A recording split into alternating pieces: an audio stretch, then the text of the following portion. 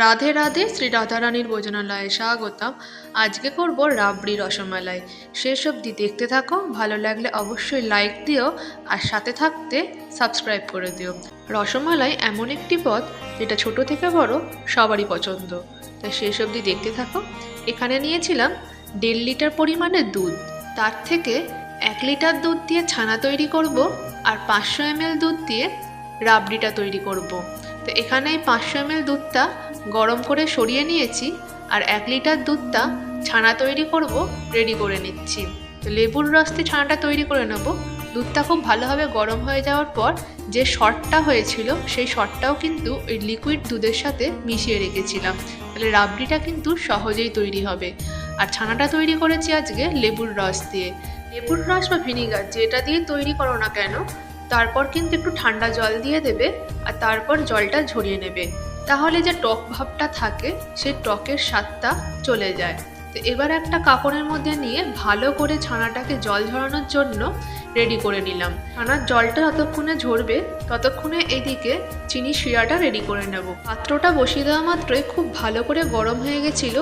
চিনিটা দিয়ে দিলাম 1 কাপ পরিমাণে, এরপর 5 কাপ পরিমাণে জল দিয়ে দেবো। চিনিটা তো দেওয়া মাত্রই এর জন্য লাল হয়ে গেছিলো, আর লাল হয়ে যাওয়ার পরে চিনির শিরাটাও কিন্তু বেশ লাল হয়ে গেছিলো। এর জন্য রসমালাইটা আমাদের পুরো লালও হবে, আর গুঁড়ো যেহেতু দেবো তাই রসমালাইয়ের স্বাদটা আজকে দারুণ হতে চলেছে। গ্যাসের আঁচ কমিয়ে দিয়ে আর একদিকে লিকুইড দুধটাও বসিয়ে দিলাম, যাতে দুধটা একটু ফুটে ফুটে ঘন হয় আর শর্টটা যাতে জমে, তাহলে রাবড়ি মালাইটা বেশি ভালো হবে।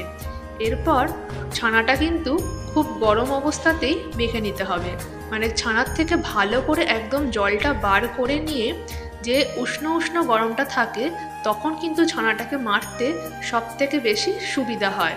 ছানাটাকে খুব ভালো করে একদম হাত দিয়ে মেখে নিতে হবে। আর এদিকে লিকুইড যে দুধটা বসিয়ে দিয়েছিলাম, দেখো চারপাশ থেকে সরগুলো জমছে আর সরগুলোকে দুধের মধ্যে দিয়ে ভালো করে মিশিয়ে দিচ্ছি। এতে রাবড়ি মালাইটা হতে খুব সুবিধা হয়। মালাইটা রেডি করবার জন্য গ্যাসের ফ্লেমটা লো থেকে মিডিয়াম রাখতে হবে। দুধটা যত ফুটবে আর শর্টটা ততই পড়বে, তাতে গ্যাসের ফ্লেমটা কমানো থাকলে সেটা খুব সহজেই হয়ে যায়। এইভাবে রাবড়ি মালাইটাকে রেডি করে নেব।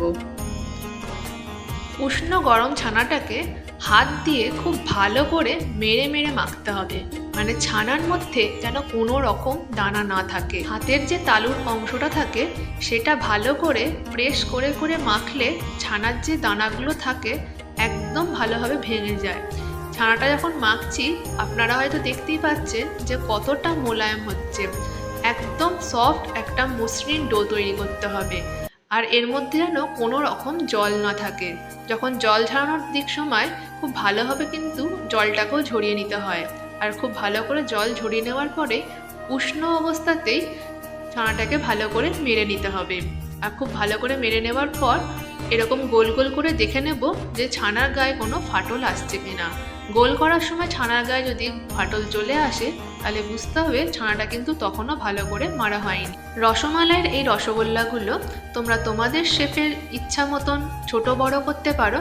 আমরা তো একটু বড় বড়ই করেছিলাম, আর এগুলো রসে দেওয়া মাত্র কিন্তু আরও ফুলে যায়। তো এবার সমস্ত রসমালাইয়ের রসগোল্লাগুলো রেডি করে নিলাম। রেডি করার পরেতে এখানে চিনির যে শিরাটা বসিয়েছিলাম, যখন এটা খুব ভালো করে টকবক করে ফুটবে তখন প্রত্যেকটা রসগোল্লা দিয়ে দিতে হবে। তারপরে চাপা দিয়ে দিলাম। এবার 10 থেকে 15 মিনিট গ্যাসের ফ্লেমটা হাই থেকে মিডিয়ামের মধ্যে দিয়ে রেখেছিলাম। 15 মিনিট পরেই আমরা দেখাচ্ছি। 15 মিনিট পর খুলে নিলাম ঢাকনাটা, আর দেখো প্রত্যেকটা রসগোল্লা পুরো ফুলে গেছে। আর যেহেতু চিনির শিরাটা ক্যারামেল হয়ে গেছিলো তার জন্য প্রত্যেকটা রসগোল্লা লালচে হয়ে গেছে। আর চিনির যে শিরাটা আছে সেই সমেত কিন্তুই আমরা রসমালাইটা রেডি করে নেব। এরপর হাফ বাটি পরিমাণ গরম জল নিয়ে নিয়েছি। এই হাফ বাটি গরম জলের বদলে আপনারা দুধও নিতে পারেন। যেহেতু গুঁড়ো দুধটা গুলে নেব তার জন্য গরম জল বা গরম দুধে গুলতে খুব সুবিধা হয়। আর গুঁড়ো দুধ দিলে এই রাবড়ি রসমালাইয়ের স্বাদটা আরও দ্বিগুণ হয়ে যায়। তো এরপরে দুধটা দেখাচ্ছি। যে দুধটা লিকুইড ছিল সেই দুধটাই কিন্তু ফুটে ফুটে এরকম রাবড়ি হয়ে গেছে। দেখুন কতটা পরিমাণে রাবড়ি হয়ে গেছে। এবার আমরা গুঁড়ো দুধটা দিয়ে দিলাম। আর এখানে কিন্তু এখনো আমরা কোনো মিষ্টি দিইনি। এরপরে এর মধ্যে দিয়ে দেবো যে রসগোল্লাগুলো রেডি করলাম সেইগুলো। রসগোল্লাগুলো একটু তুলে নিয়েছিলাম আলাদা করে, আপনাদেরকে দেখাবো বলে যে কতটা পরিমাণ সফট আর নরম হয়েছে দেখলে বোঝা যাবে। এরপর দিয়ে দিলাম, আর এর মধ্যে সমস্ত যে রসগোল্লার রসটা ছিল সেটাও দিয়ে দেবো। আর রসগোল্লার রসটা যেহেতু আমরা 1 কাপ পরিমাণে চিনি দিয়ে রেডি করেছিলাম, তার জন্য কিন্তু খুব বেশি মিষ্টি হবে না। এই জন্য আমরা এর মধ্যে গুড় দেব। আপনারা চাইলে এখানে চিনিও দিতে পারেন, তবে এই গুড় দিয়ে এই রাবড়ি রসমালাই রেডি করেছিলাম, দারুণ স্বাদ হয়েছিল। চিনির রসটা দিয়ে দেওয়ার পরে এখানে বেশ পরিমাণে গুড়টা দিয়ে দিলাম।